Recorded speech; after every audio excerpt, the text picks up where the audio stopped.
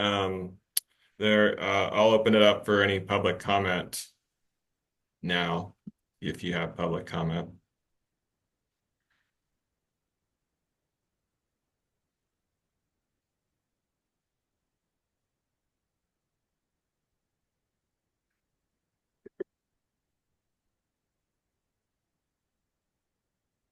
Okay, I'm not seeing any hands, so we'll get started. I'm just going to share my screen here.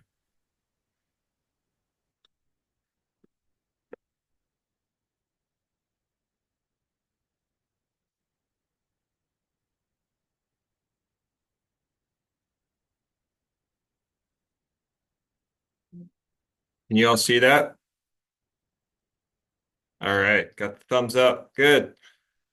Okay. So our meeting agenda today, I'll be covering a few updates, and then we'll have some time focused discussion on the charter. I sent that out to the committee in advance, so that should be in your inbox. Hey, Adam, Sure. just to let you know, we're seeing your slide notes as well, the view that you're in. Okay. Thanks, Seth. It doesn't matter a whole lot. I just wanted you to be aware. No, I don't. Yeah, the notes aren't relevant, so I'm gonna try that again.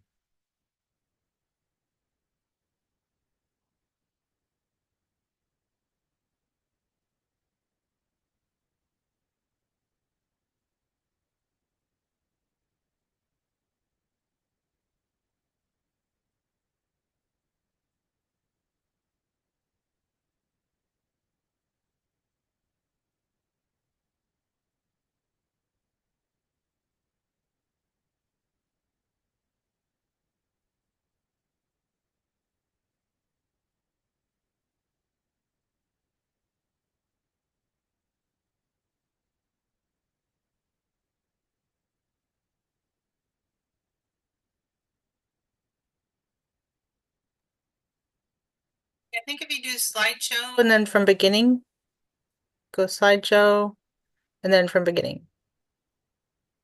Is that Uh,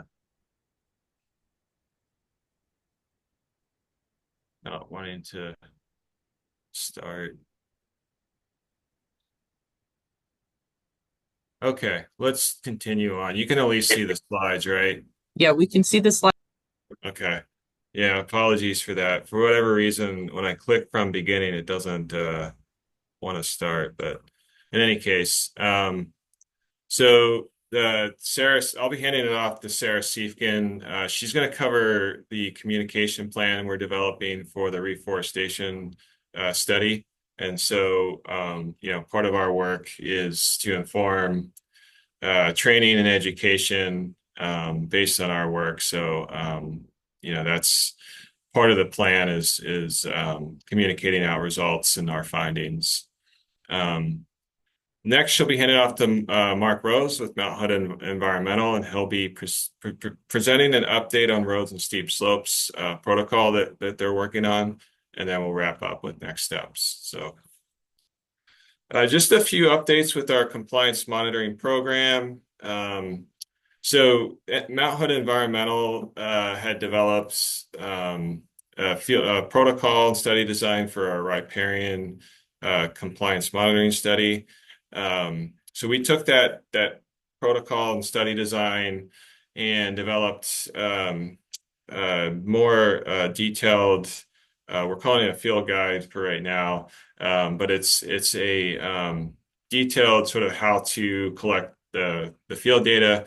So it's sort of one level more detailed than what MHE provided us, and more as a guide for field staff or potential contractors collecting data for our riparian survey. The other thing I forgot to mention at our October meeting, we did present an update to the Board of Forestry back in September of 2024. And we covered the reforestation study. There's an update there. We didn't present the results because we hadn't completed the report. But we did get that report over the Board of Forestry. And so our presentation, I think overall went pretty well. Got some good feedback from the board and some good questions too. The other update is more of an organizational change and FYI. Back in November, our Forest Resources Division restructured. I was the previously the Forest Health and Monitoring Manager, but we restructured, and now the unit that I manage is water quality and monitoring.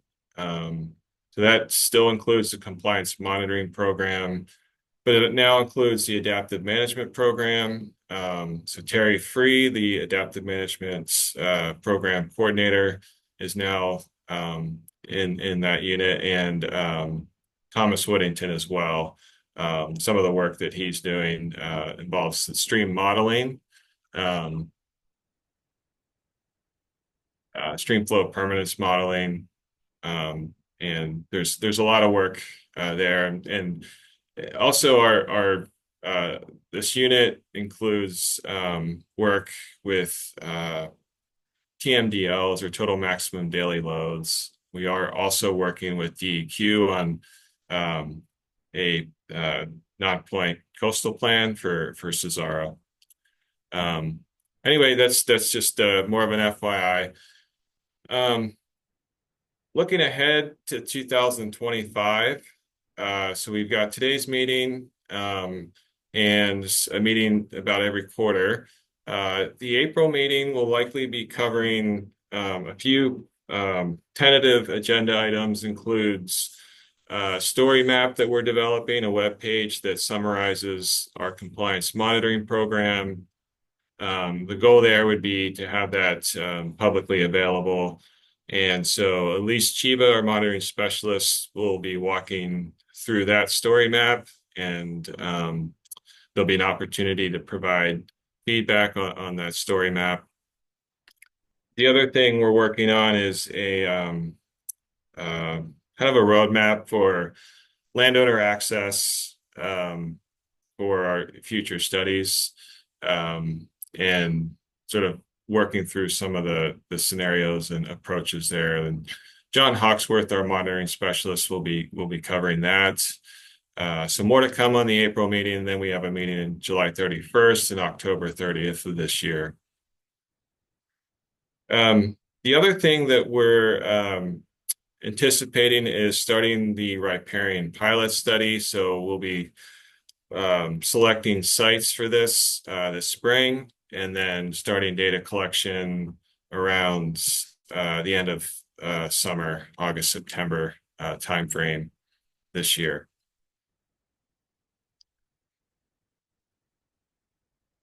So looking ahead even further out, we this year we'll be focusing on the riparian pilot study, and then the following year the roads and steep slopes pilot studies, which you'll hear a bit on from Mark Rose and Mount Hood Environmental today. And then starting the full study, the riparian study in 2027. From there, alternating between riparian and roads and steep slopes every year. And so I just wanted to provide kind of a vision for the field work moving ahead. Some decision points that we're discussing internally for the pilot study and the actual studies is the data collection, and whether we contract that or we continue to do that in-house. Also, and I'll talk more about this in a minute, is trying to get on an annual cycle of studies and reports, so there's a consistency within the program and the work that we do. And I'll provide just an overview of what that might look like. And we also have reporting requirements. So, how does that fit into our,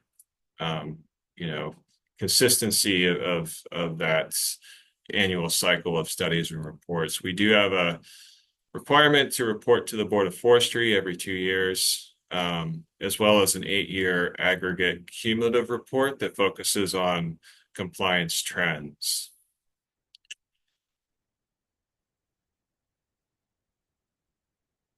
So from the say more of the project management viewpoints, like I said, we're at some point it'd be ideal to get on some type of repeatable annual cycle. So I think what that would look like, every year is, January through March would be mostly sort of that planning phase, selecting sites in the spring around March, April timeframe.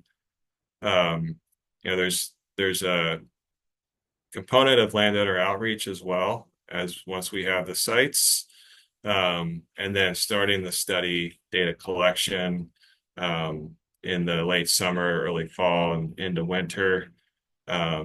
And then once we have the data, working with Mount Hood Environmental to send that them the data. And I would anticipate that there would be analysis and reporting that would kind of bleed over into the following year. Meanwhile, we would be starting the planning for the next study. So this may change, but I think this is what we're working towards in terms of projects and repeatability.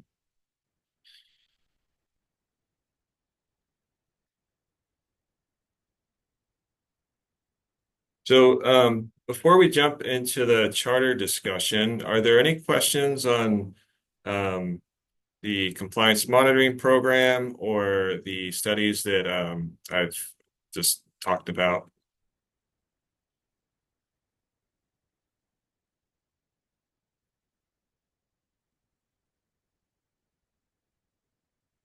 Looks like Josh, your hand's up. Thanks, Adam. Is there a summary, and maybe it's already on the compliance monitoring or in the board report, but is there a summary of what gets done each year, like a top line summary of this is what the compliance monitoring program accomplished, in 2023 or 2024, uh, that we have posted? Yeah, what's available now would be the Board of Forestry staff reports.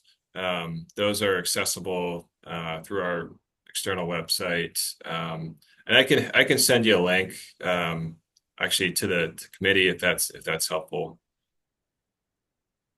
So we typically submit to the Board of Forestry staff report with updates on accomplishments and projects.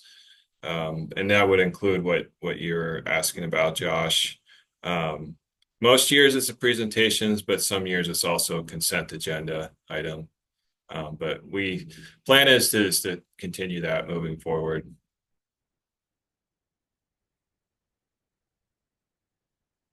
And that's available, of course, on the board part of the external website, correct? Yes, yeah. There's a archive of all the meetings and the Yep. staff reports and the board packets. It would be in the board Yeah. packets. Yeah. All right, cool. Thank you. Yeah, and so the last year I would direct you to the September board meeting. Following year I'll have to dig, but that might have been, I don't think that was September, but I can dig that up for you.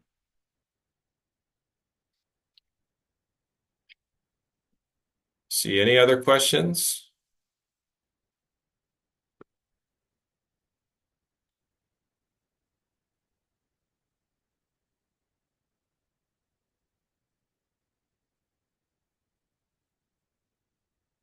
Okay, I'm going to stop my share and let's open it up for any comments on the charter, which I had sent out in advance to the committee. I'll open that up so everyone can see that.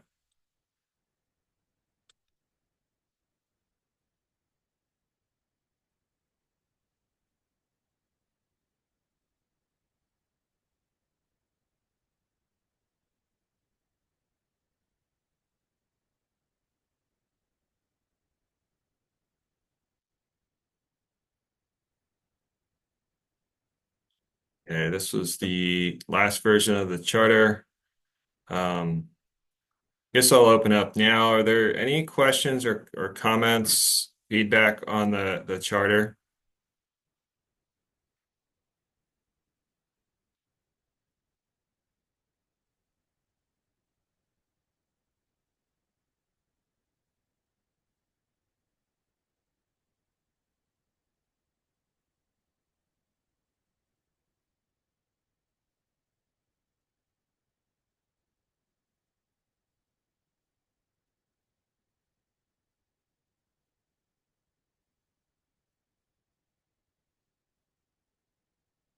Okay, I'm not seeing any hands.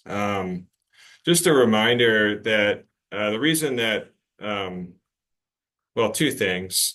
Um, that the reason this is part of the agenda is that in the charter we had um, a section here on regular review and updating of the CMPC charter.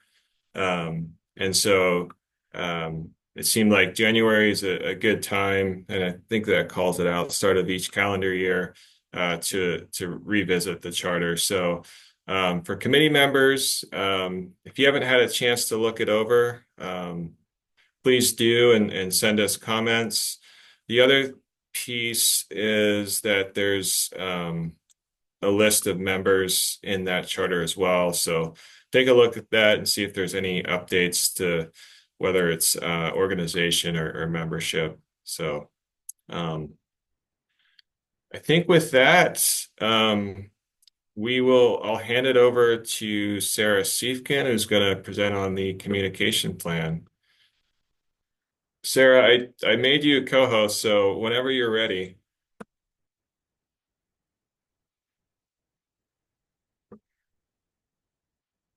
Looks like you're pulling up here. Great. All right, I'll hand it off to you, Sarah.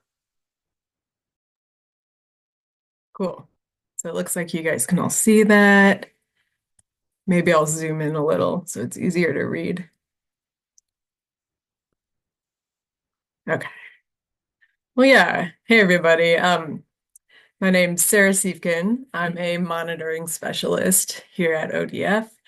And today I'll just give a quick, maybe 20-minute presentation about our communication plan for the reforestation study. And it's a draft document, so we definitely appreciate your input. So I'll save some time at the end for questions. So super quick overview just to get everyone on the same page, like dust off some of the mental cobwebs. The monitoring unit conducted field work during the 2023-2024 season. And then that final report we worked on with MHE, Mount Hood Environmental, that wrapped up end of September last year. And the purpose, the big picture point of that report was to assess landowner compliance with reforestation requirements. And then super quick key findings. Overall, reforestation compliance is strong. However, there's a little room for improvement on that private non-industrial forest land. Okay, so now we're all caught up. So with all that in mind, why did we make this communication plan? Basically, we just wanted to get this information out into the world. We didn't want it to become just kind of an old PDF tucked away and buried in some folder. I'm biased, but I think it contains some useful information, like it's valuable insights that we think should be shared and, put into use. But before, I started just tossing a bunch of events on the calendar, we wanted to kind of take a step back and clarify our ideas. So what we're trying to say, who needs to hear it, and that turned into the communication plan. And it's pretty straightforward. It was pretty quick to write this up. Another thing that helped is that we didn't need to reinvent the wheel. So there's also, those already a lot of communication expertise at ODF. So we worked with the folks in public affairs and then the training unit to kind of leverage their skills and get their input. And that eventually turned into this document. And then bigger picture, long term, before I like dive into the weeds with this document, you can kind of see here how it's written up sort of as a template, and that's deliberate. We're thinking like if this sort of formal communication plan ends up being useful, like if it's a helpful exercise putting it together, we can use it as a template for our future monitoring studies. So riparian roads, steep slopes. Yeah, it's a pretty simple, efficient process, but I think it really provides some clarity just to help us get our work out into the world to the right people. And yeah, I mentioned the training unit, and they're pretty new. So it's a dedicated unit set up after the private forest accord. And Jennifer Ward is the new manager, and they really focus on education related to the Forest Practices Act. And they're great. Yeah, their expertise is really simplifying technical information and translating it into something that's actionable, especially for those smaller forest landowners and operators. So we've been working with them and have some projects coming up. I think they're going to be a great resource for turning data from this reforestation report and possibly our future studies into like that, practical boots on the ground action. So that's the plan. That's kind of what we're going for. Now let's kind of get into the meat of it here. And again, it's a draft, so definitely appreciate your input. There's a couple of sections where I think the committee's insights will be especially useful. I think the target audience and the timeline section. So yeah, I'll make sure to save time at the end for that. So you can see here, and I obviously won't like read through everything, but just hit on the main points. So started out here setting up the main goals. We're, goal number one, we want to communicate the compliance rates and our stats from the reforestation report to our stakeholders. And then bigger picture, sort of increase general awareness about reforestation compliance rates. We also want to work internally just for other ODF units to improve their understanding of reforestation compliance rates. That can kind of inform their work. And long term, like I mentioned, if this formalized communication plan is useful, we can use this as like a template for our future studies. Yeah, so moving along here, this is our target audiences, and I guess you're on here right here. Big picture, you can kind of put it into two bins, like internal, external. So training ODF folks, committees, that presentation we gave to the board, and then those external stakeholders, more like professionals, but then also the public. And then here I put a lot of the industry, landowner, conservation, just other organizations. Some of this, and maybe this is something you all can provide feedback on. I know, for a lot of these organizations, they have representatives on a lot of ODF committees. So maybe instead of duplicating efforts, you all could be like a intermediary between us and your constituents.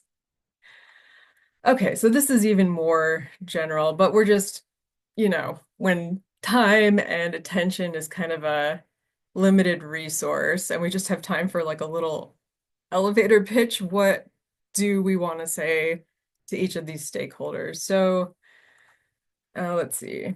For example, like the Stewies. We have a Stewie reforestation training thing coming up end of February, beginning of March. So that works in with this communication plan. And we're just trying to like, for example, um, the Stewies know their geographic region really well, but it could be helpful to understand broader statewide trends to sort of help them prioritize their effort, when they're maxed out with their workload. We think that could be useful for them.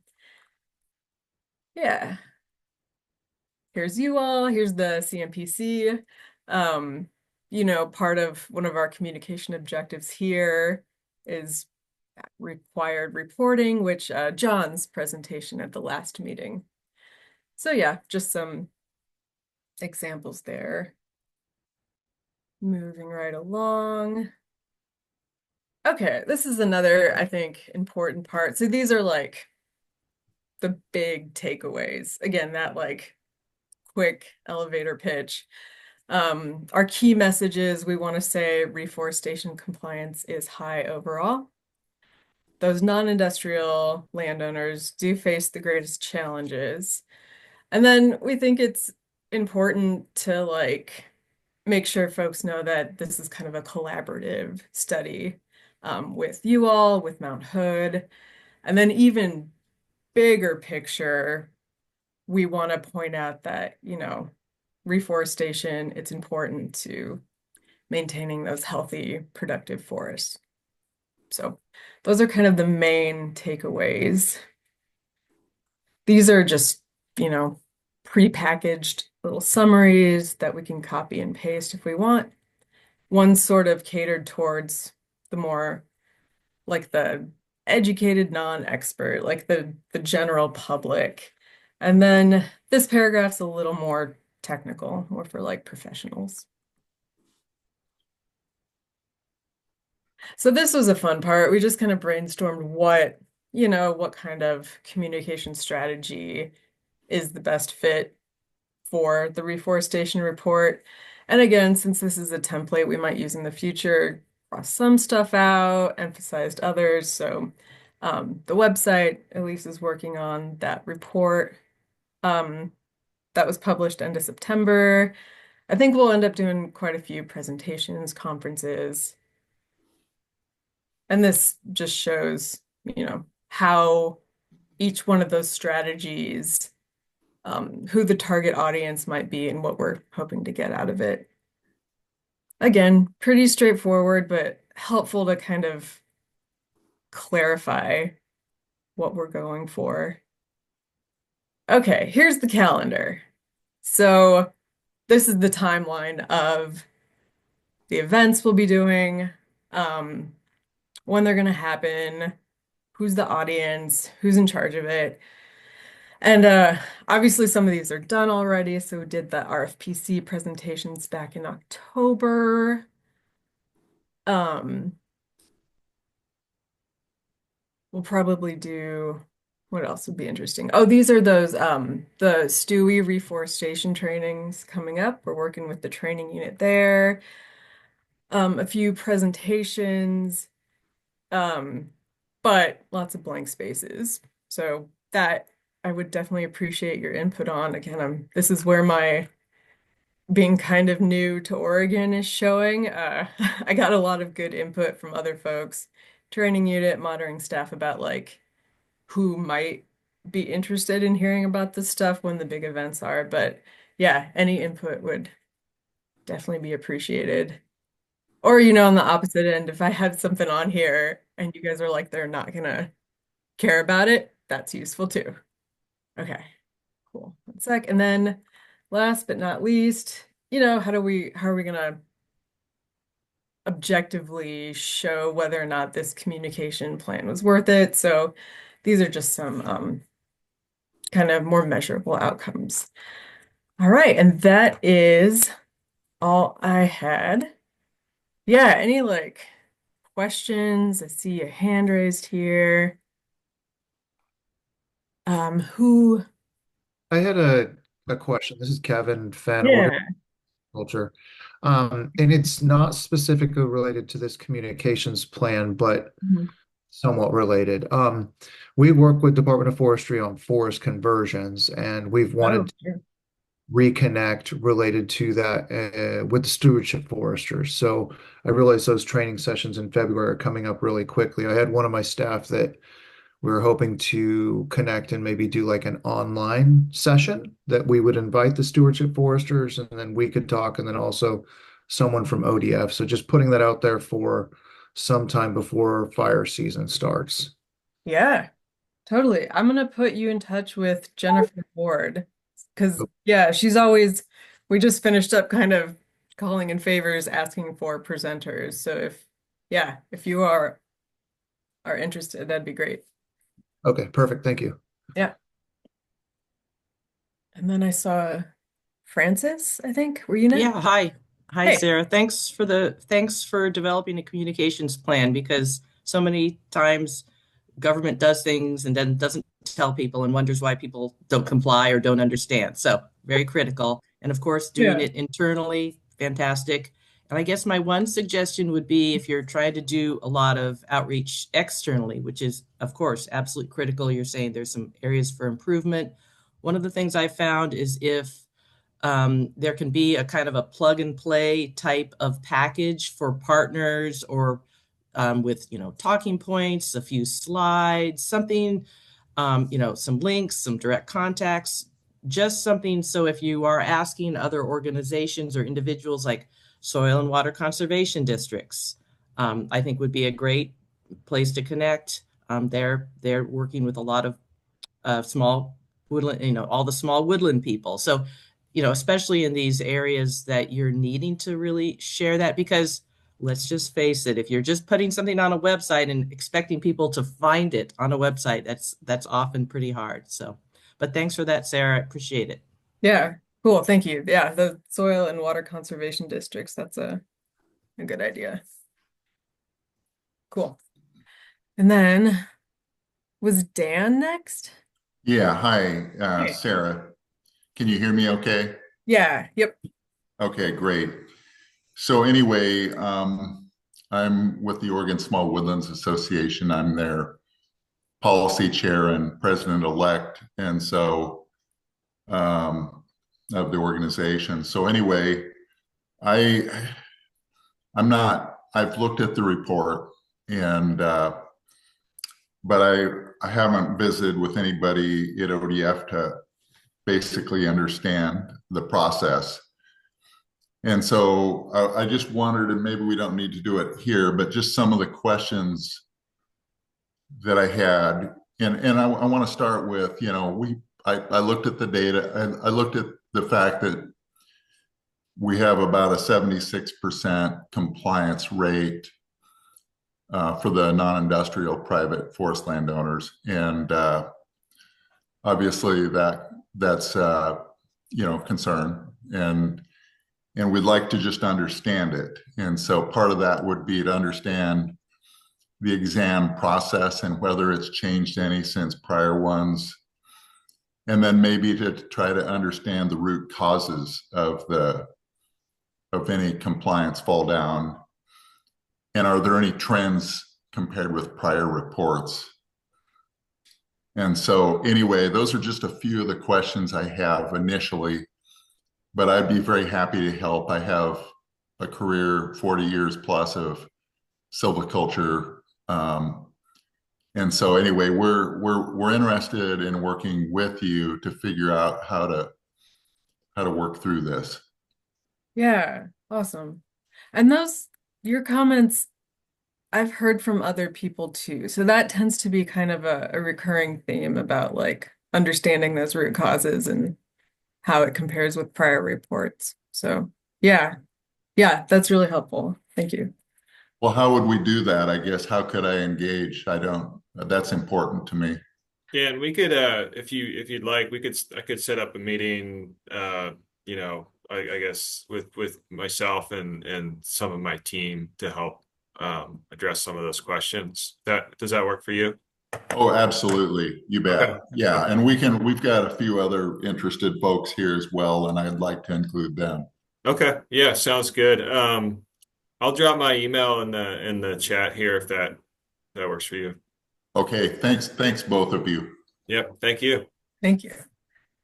And then I see Teresa and Kate. Yeah. Hi, I'm Kate McMichael. I'm Teresa and I are both small woodland owners, so we're part of that policy committee. But I'm also the landowner at large on the committee for family forest lands, who I think would also be someplace internally to share some of this. I noticed on your list of potential places to communicate the results of this report. One could be our Family Forest Convention in June, which is Oregon Tree Farm System and Oregon Small Woodlands folks coming together. And I think one of the points that would be really helpful for clarification is that distinction between reforestation compliance and reforestation success, because it seems that there's a distinction between attempting reforestation and successful reforestation. Teresa and I have a property up in the Holiday Farm fire footprint. So reforestation has been essentially all we have thought about since 2020. In fact, if we jump off this meeting early at some point, it's because we're still putting trees in the ground for the third replant of an area, because we have tried every year and have had significant struggles. And it hasn't been from lack of attempting to comply. So from reading through the report, and I am not an expert at statistics, but it seemed like a fairly binary, you were in compliance, you were out of compliance. But that leaves a lot of gray in between those two, the black and the white there. And so I think sussing some of that out may be an important piece. And so that's piggybacking on what Dan said. I think definitely there are a number of us that would be very interested in getting more information as this is communicated, because we really need more data than what there is. And it will be interesting going forward. Will that mean potentially having to shift how some of the study questions are devised, as we look at the sort of post 2020 year after year of wildfire recovery, if some of those end up being landowners that become part of some of these studies? So plug for CFF getting a presentation on this, and then also, yes, including more of us in some of these conversations beyond the committee. Totally. Yep. Oh, I'm sorry. Go ahead. piggyback on Kate, who's piggybacking on Dan a little bit, in that chasm between in the binary that you're in compliance or you're out of compliance, but being able to massage that language is going to be really important in talking to small landowners. Because if someone came to me and just said, oh, well, you're out of compliance, I'd lose it. Sure. Yeah. Yeah, I know that. That's why I'm out here another winter, rolling down my slope trying to get planting sites. And so that distinction between, oh, yeah, I'm not going to bother and I'm doing my best is really important, especially when you're communicating to landowners or about them. Yeah, that makes a ton of sense. And we definitely have had conversations about the lack of nuance between, you're either compliant or you're not. I think some of it was to prevent kind of those squishy judgment calls, but yeah, really valid. This is just anecdata, which isn't as satisfying, but because we were looking at those seedlings like 7 years later to see if they had reached that free to grow status. And again, it's just anecdotal, us tromping around in the field. It seemed like most people tried. I think where the trees didn't reach that free to grow status was just most of the time they were outcompeted by other veg. So yeah, I see what you're saying with the nuance and how that's important to communicate that with people.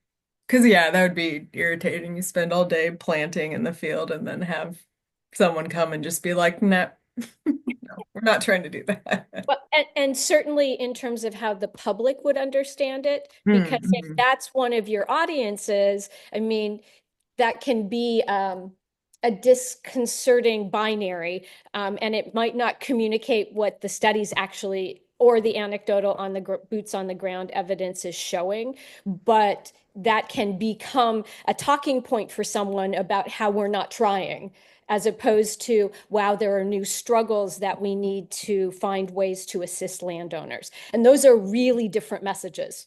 Totally. I'm gonna put like that free to grow thing more front and center to show that we were looking at like to emphasize that survival as a yeah, yeah. Super good point. Easy fix. Thank you. Yeah, to piggyback off of what you mentioned, Sarah, we're working on getting a presentation to CFF at the next meeting. We've already reached out to Mike. Well, Sarah's reached out to Mike Kroon. Yesterday. That was yesterday? Yeah, Yeah. we're trying to get on the agenda. So far, it looks good. So um, you'll probably be seeing Sarah again soon. Yeah. I think Steve was next? Yeah. Yeah, just tagging on to what has already been said is I think we really need to, I mean, if right now, if I had access to the folks that actually did the survey work on the ground, my question to them would be, okay, we can see the statistics of how many were successful and how many were not, but what is your perception of after having looked at all of these units, what's your perception of what the key struggles are? And if it's not reaching free to grow, even if it's anecdotal and not statistical, we need to hear that. And we need to, that needs to be addressed. And I think that's what the landowners want to, the Mhm. public and the landowners need to know, okay, numbers aren't as high as we'd like. Do we have any ideas of what the reasons are? Yeah, definitely. And I think that competing vegetation was a big part of it. Yeah. Yeah, we did. There's a sentence or two in the report that addresses the anecdotal perspective. And then, oh, Rebecca. Hey. Yeah, I was gonna add just some of the nuances of when we did the I think we should emphasize this when we're talking about the study that we did filter out fire impacted areas. So if it was a fire impacted area, we didn't include it in the study.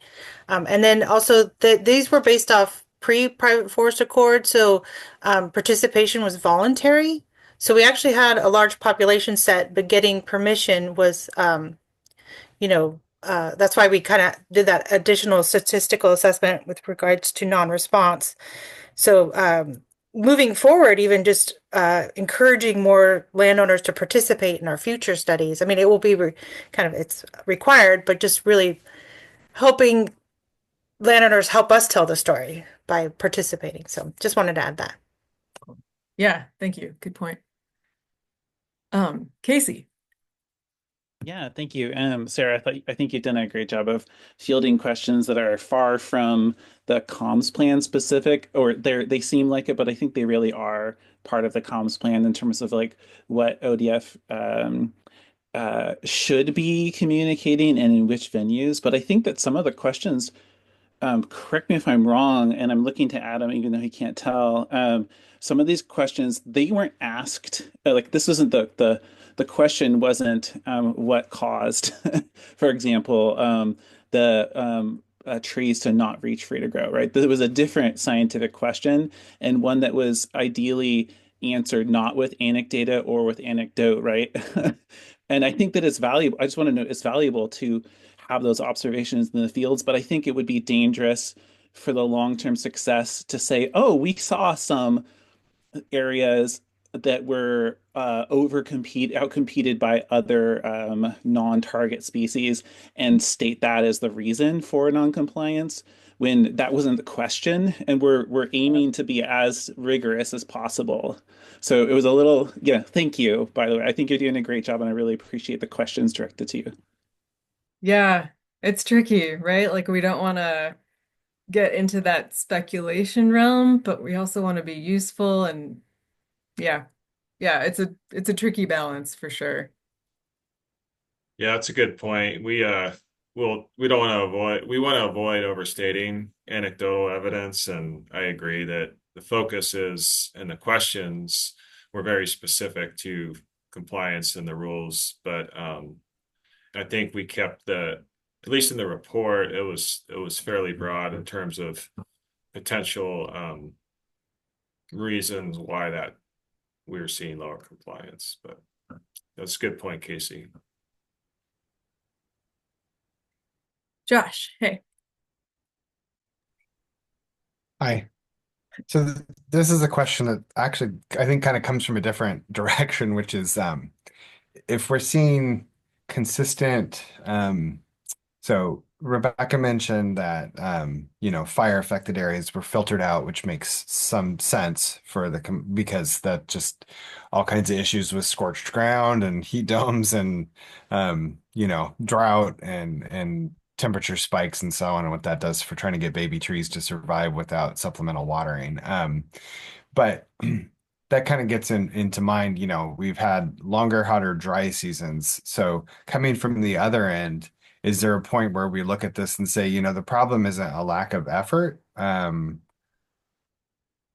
or the problem is that the rules are designed for particularly a summertime weather regime that doesn't exist anymore, um, especially in Western Oregon, where it's a lot hotter and drier than it used to be. It's getting more like the Idaho mountains I grew up in than Western Oregon, especially in the Cascades sometimes. So just a thought for me to throw out there. I know it's weird to come from the DEQ guy, but like, is the rule too stringent? Might also be an outcome we explore, particularly on reforestation. I'm not discounting the importance of reforesting with conifers, but just, in terms of what's possible or what's reasonable, especially for smaller operators, is something to consider as a potential outcome to examine or communicate. Um, yeah, and David Showalter saying that's an effectiveness monitoring question. That's a good point, David. I'm just wondering, is that something that we think about when we're analyzing or considering the implications of a result that's showing, difficulty complying with a rule. Is that something that, for example, would in one of my other hats would be referred to the Adaptive Management Planning Committee to say, hey, is our reforestation rules still effective? Thanks, David, for sharpening that point for me. Appreciate it. Anyway, just something I wanted to throw out. Yeah, I see what you're saying for sure. And again, this is anecdata, but when we ended up chatting with landowners, a lot of them mentioned um, the heat dome, and that kind of coincided with when some of these seedlings would be growing. So, yeah, yep, that's definitely part of the equation. Yeah, Seth.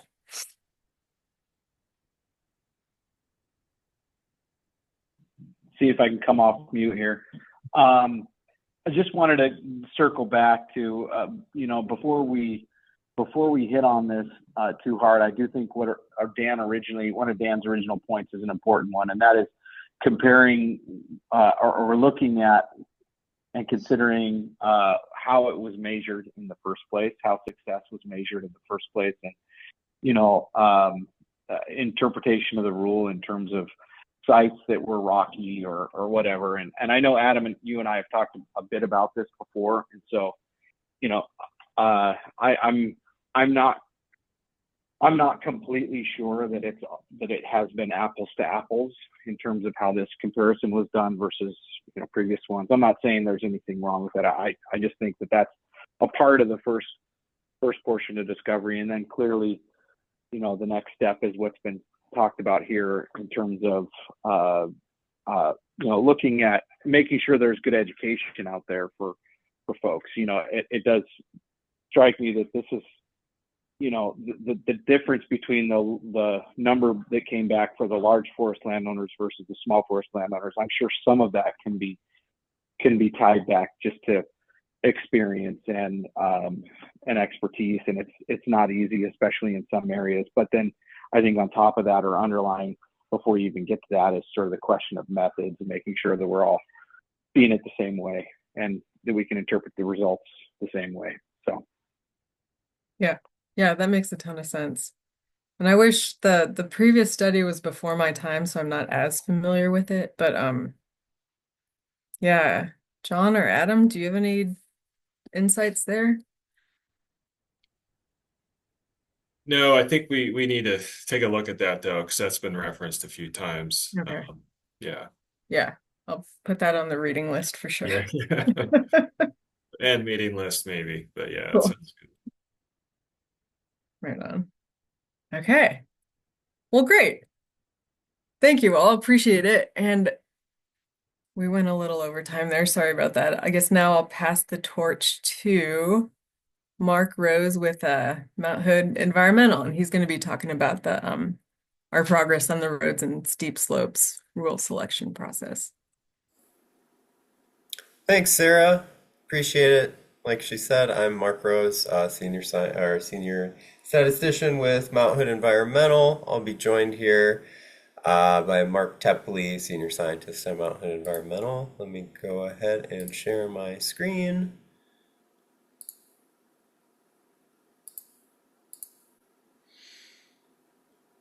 All right. So as Sarah mentioned, I'll be talking through where we're at with the 2025 roads and steep slopes pilot studies, going over some context, the purpose of these studies, and then finally talking through the rules that are being considered for inclusion. So a little bit of background with some prior studies to set this up. So first, there was the 2013 through 2017 compliance monitoring effort. Back in 2021, Mount Hood Environmental reviewed that and came up with a suite of recommendations to guide future compliance monitoring. Essentially, that boiled down to developing rigorous statistical designs that can also support and fulfill ODF agency goals.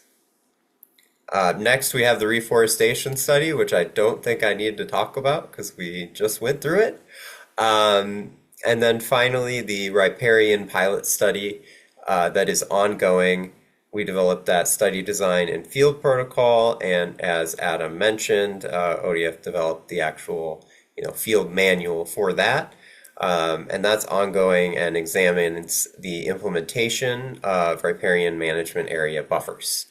And on the right there is just a simple conceptual diagram of the field protocol. So moving on to those recommendations for compliance monitoring. First, our primary recommendations were to focus on rule level compliance rather than unit level compliance. Oh, Mark, Yes. I don't think your slides are progressing. Well, that's an issue. Sorry to interrupt. Thank you. I appreciate it. Let's see here. There we go. Is that going for everybody now? Yes. Thank you, Rebecca. Appreciate it, because it was going on my screen, but not on the shared screen. All right, so those primary recommendations that I mentioned of rule level compliance, narrowing the research questions, utilizing stratification and clustering when appropriate, both for across harvest units and within harvest units for efficiency and statistical rigor, and then calculating sample size based on the desired certainty in the results. Because of course there's a trade-off between the amount of effort and the amount of certainty you get in those results. There was a couple other recommendations that are no longer applicable. So that's accounting for and addressing significant potential non-response and access permission issues. So we just briefly covered that regarding the reforestation study. That's no longer such a concern. And then estimating the population size. A population size should now be known, so we don't have to worry about that anymore.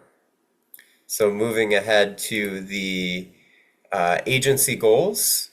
So we had those statistical recommendations, and then we have these agency goals that we want to support. So I abbreviated them here to simplify things a little bit.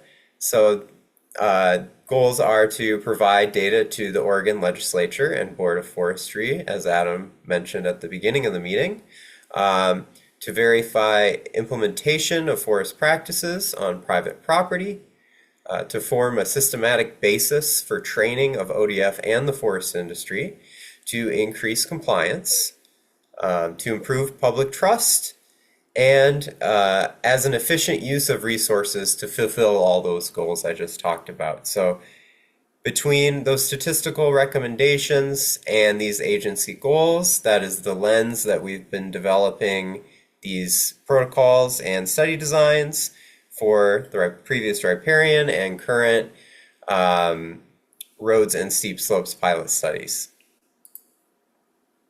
So getting into the roads and steep slopes pilot studies, let's talk about what's the purpose of them and what's the scope.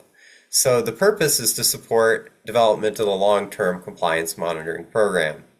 You know, the purpose of doing a pilot is often to make sure when you launch in the study proper, you've got everything, you've got your ducks in a row, you know how you're going to do it, and you know the data you will collect will be solid.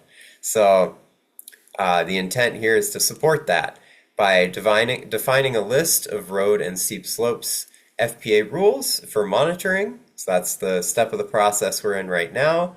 Next, testing and evaluating field methodologies, optimizing sample sizes and those field protocols for rigorous, robust data collection that is also efficient, and then identifying challenges and solutions. As we all know, when you do any sort of study or any sort of work out in the field, out in the forest, there are challenges that require solutions to be developed. So getting ahead of that. And then some additional considerations is that the pilots should be adaptable to the ongoing development of the PFA and FPA components, particularly in regard to the spatial data that is available during sample selection, as well as the ferns processes as those may change in the future. So being adaptable to change. So that's what's in the scope. Now, what's outside of the scope of the study? This is just as important to cover. So since these are pilot studies, we will not be looking at directly reporting those compliance numbers or reporting unit level compliance.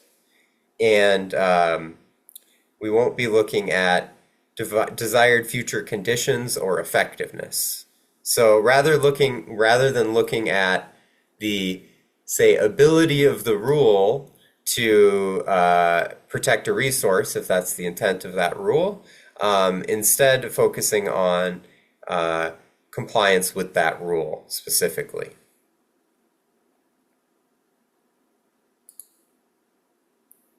So MHE's role within these pilot studies is to develop those study designs and field protocols for ODF so that they can go ahead and get their field manuals going and get those surveyors out there collecting great data. And developing recommendations for the rules evaluated, the sample drawing process, the study design, field protocol, and the types of data that are collected. And throughout this process, we correspond with the compliance monitoring program team to ensure that recommendations are feasible, as well as aligning with the priorities of the program, the committee here, and ODF agency goals. All right, so to get into the rules, there was a list of candidate rules for Division 625, so that's roads, and Division 630, which is steep slopes, that we reviewed. Folks on the compliance monitoring team, the committee here, as well as MHE, reviewed those rules, and well, there was a whole lot of rules, and they are very often interrelated. So what this led to is 2 rounds of review to narrow down that list of rules by all the groups that are represented here in this meeting. And that really narrowed down that set of rules to be within the scope of the pilot, which should allow the pilots to be much more solid and robust and focused. For roads, that broadly falls under 2 categories. We have water crossings and road locations. For steep slopes, these generally fall under the designated debris flow traversal areas, or DDFTAs. So I'll get into the actual rules here now, or the rule criteria, excuse me. So when reviewing these rules, here at MHE, we had a list of criteria to look at, potential rule inclusion. First is that the rule application, as well as, compliance with the rule, can be observed during a single post-harvest field survey, so a snapshot in time. That rule application must be observable or measurable, and that they can be assessed without requiring, a qualified expertise. So we don't need licensed road engineers or licensed geologists in the field to make these types of determinations. Instead, you can have somebody who's well trained go out and make those observations or make those measurements.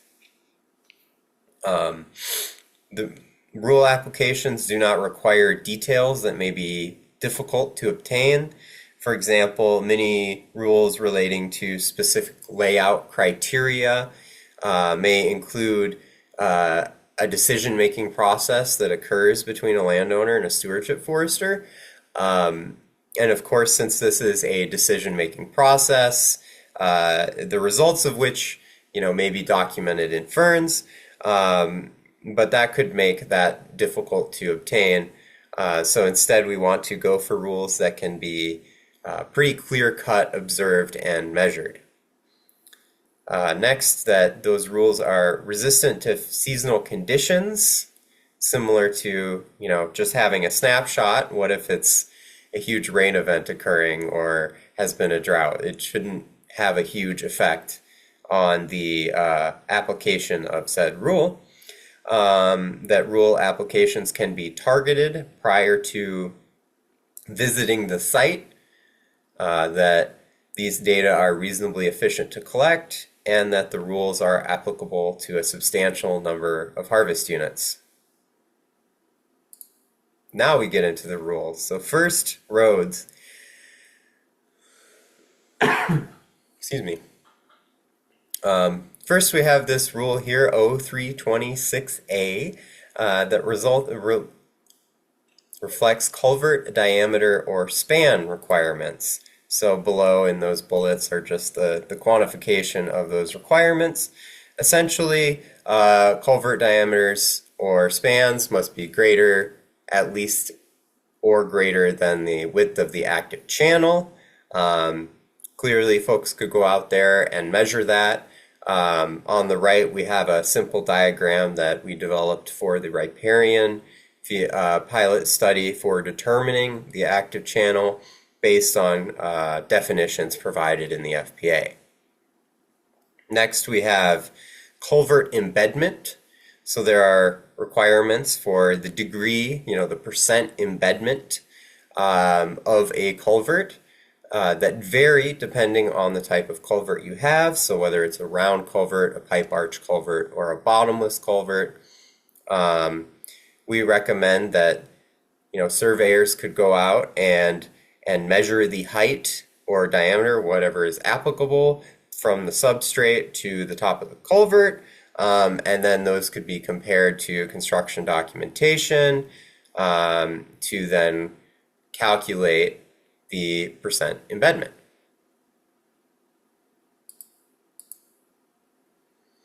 Next, we have some more rules focused on water crossings. So we have measures to control runoff and erosion and sediment in regard to water crossing structures. We would consider this one a three-part determination. First, if a water crossing structure is present, and this is stated in Ferns, was the written plan complete in regard to taking measures to control runoff, erosion, and sediment? Next, in the field, were measures implemented to contain or remove excess construction material? Some of these types of measures are provided directly in the FPA. For example, a surveyor could go out and look. If there is no excess construction material present, you could reasonably infer that it was either removed or not generated in the first place. So measures were taken to control that. If it was present, are those measures present on the landscape? Third, were measures implemented to disconnect roads from typed waters? This is another clause within that rule. And it is important to point out that this is one where we would be assessing if measures were implemented, not the effectiveness of said measures. So if the measures were implemented, then that is within rule of the FPA. Next, we have water crossing structures, measures to treat bare soil. So this is very similar to the one above.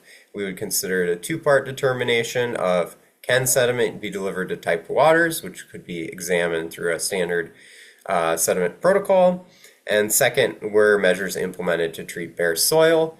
And that's just asking the question of generally was mulch or seed used to deal with and treat the bare soil. Finally, we have a rule related to road location. This one is a little more complex, so I included a snippet of the actual rule that I'll go through here. So, operators shall avoid locating roads in critical locations. When alternate routes that avoid all critical locations are not legally feasible due to ownership boundaries, other legal impediments, or physically feasible due to safety considerations, or would have a greater environmental risk, operators may locate roads in critical locations. So clearly, there's the general statement that operators shall avoid locating roads in critical locations, but we have exceptions here. So that would make it challenging to directly examine in the field, given the complexity and layout considerations. So we suggest that compliance with this rule cannot be directly assessed due to those considerations relating to site conditions. However, we can make the assumption that road locations represent an improved forest practice. And then the question becomes, how frequent are roads located in critical locations? We would be assuming that roads located on critical locations were done so in compliance with the FPA, and then instead documenting how frequently that occurs. The inclusion of this rule, I just want to note, was identified as a priority for public trust, transparency, and training, some of those ODF agency goals. All right, now moving on to the steep slopes rules. We're almost there. These all generally focus on those designated debris flow traversal areas. And lucky for us, those are mapped and identified by the slopes model. So they can be directly targeted prior to visiting the site.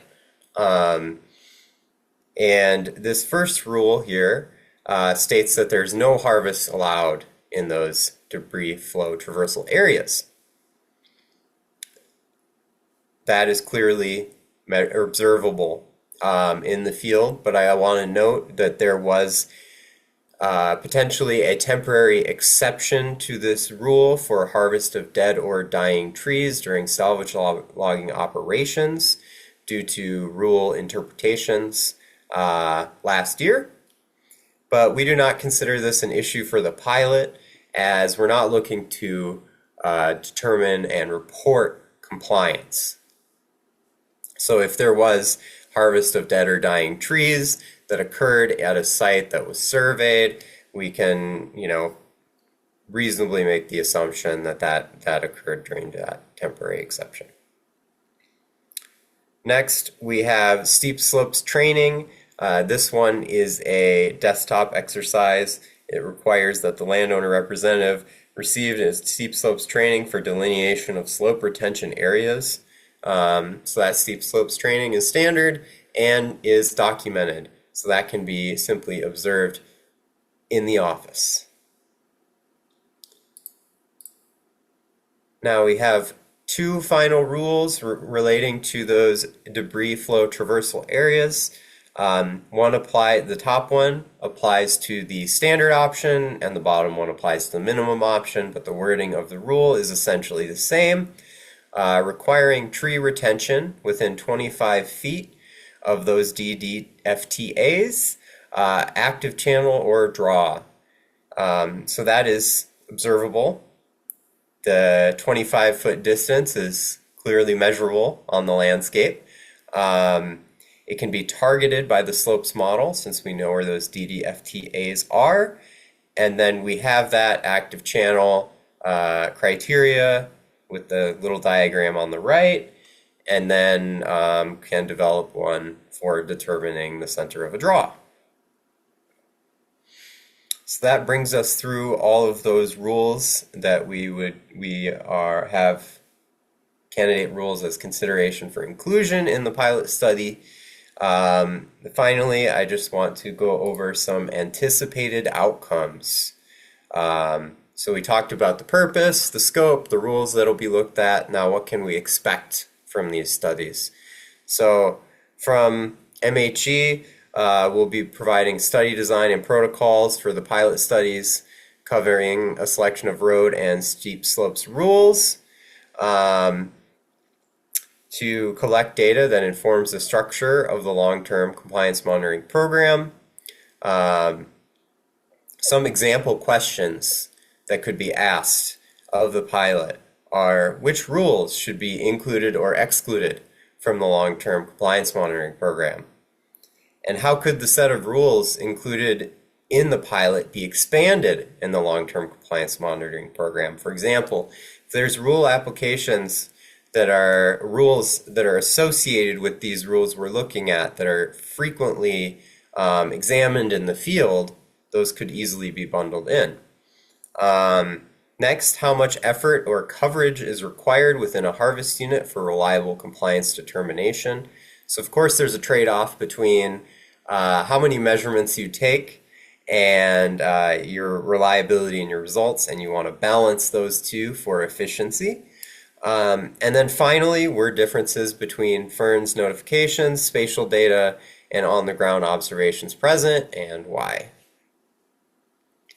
So that wraps up what I've got, and I'll go ahead and open up for questions.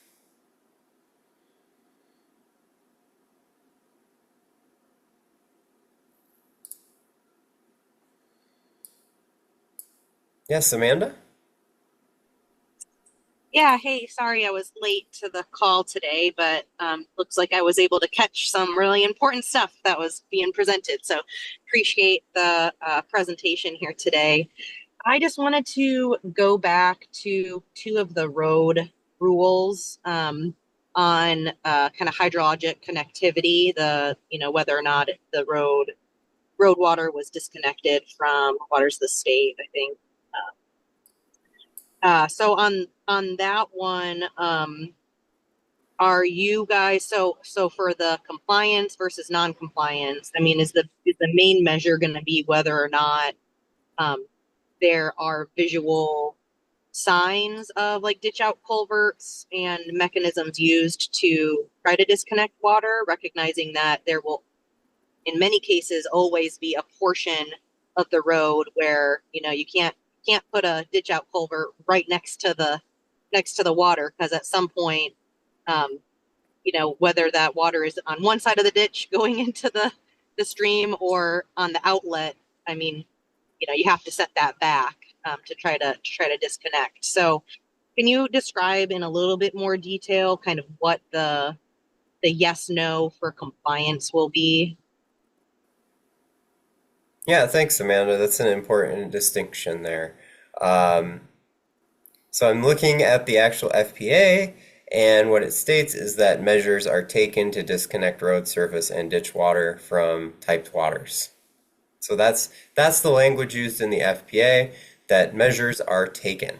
So we haven't developed the field protocol yet, so I can't give you the list of things that surveyors need to look for, but suffice to say that the intent there is to look for if measures were taken to disconnect, and not that under all potential conditions there's complete disconnection. That is not the question. The question is, were measures taken to do so?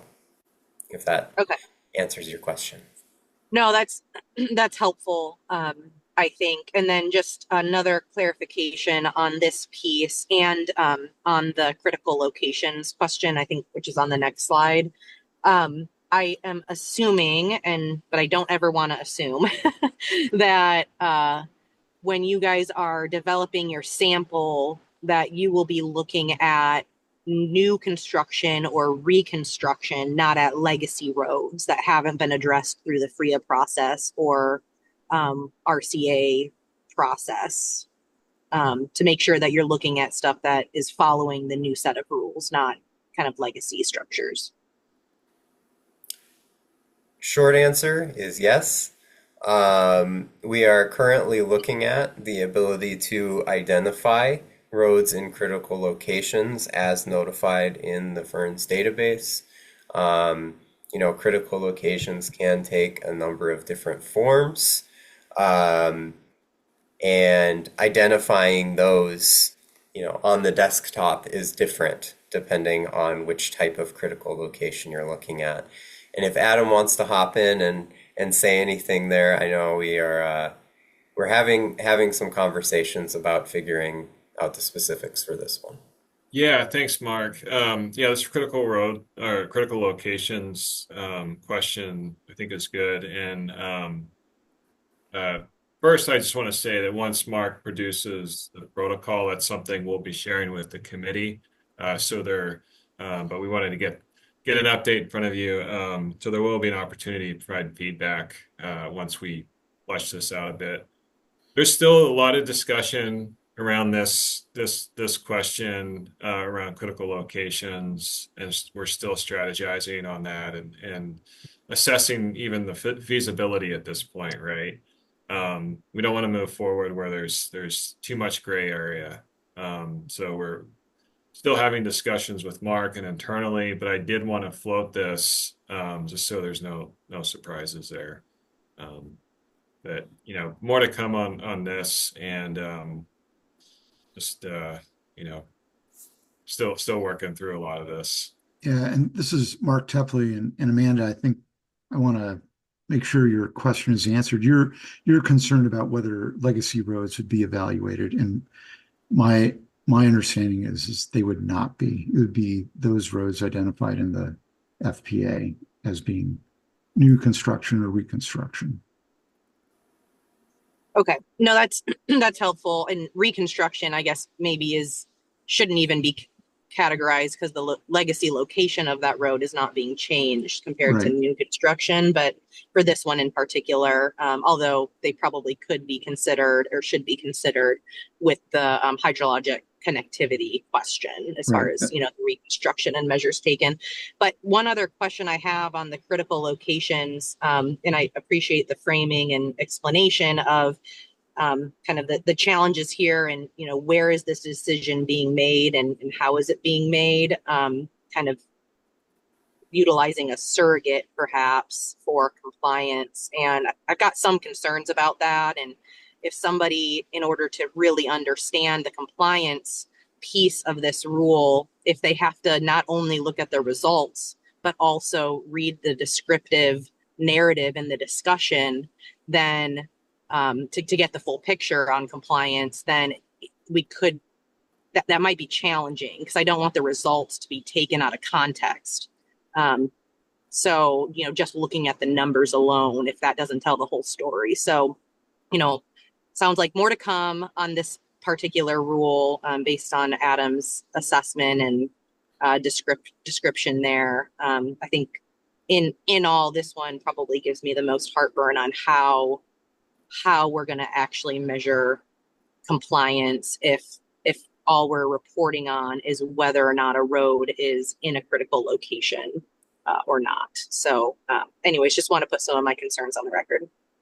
Yeah, and I just wanted to reiterate what Mark says on the slide here, that compliance cannot be directly assessed. And the documenting the frequency was kind of the idea here, Mark. Yep.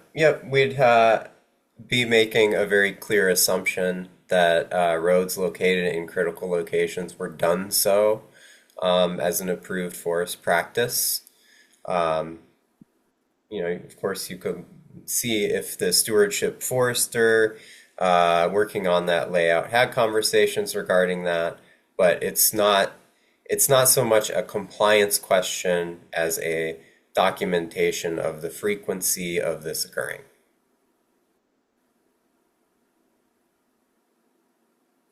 Looks like Rebecca's up next on my list here. I just had a quick comment regarding like when she mentioned, Amanda mentioned, like abandoned roads, or legacy roads, which have two different definitions. But my comment was the population is going to be based off completed notifications from the prior year. So that if that helps set the stage of what we would be looking at. And that's it. Thanks, Rebecca. Seth? Yeah, I just wanted to get a little bit more clarity around the time frame. I see in your previous slide, or the Adam's previous slide, that you guys were talking about doing the roads and steep slopes pilot study starting in the fall of 2026. And so we're just now starting sort of the planning phase, as I can see. So how do you guys see this when you say, when it says time frame fall 2026, that's like on the ground, we're going to start sampling in the fall of 2026. Is that right? For the pilot study, yes. Yeah. The actual study where we're reporting compliance numbers then wouldn't be until 2028 for roads and steep slopes. Okay, that's helpful. I'm just trying to understand the time frame a little bit better. Yeah, sure. Well, that looks like all the raised hands, so thank you all for your input and your time. It's much appreciated. Back to you, Adam. Thanks, Mark. Appreciate the update there. So we're getting close to the end of our meeting. Just wanted to cover a few next steps. So the Mount Hood Environmental, Mark would be developing the roads and steep slope protocol. Timeframe, ballpark, late February to March. I know things have been pushed back a little bit on our end, so probably be looking at a March timeframe. At the next meeting, we'll likely be covering the story map that I mentioned and landowner access.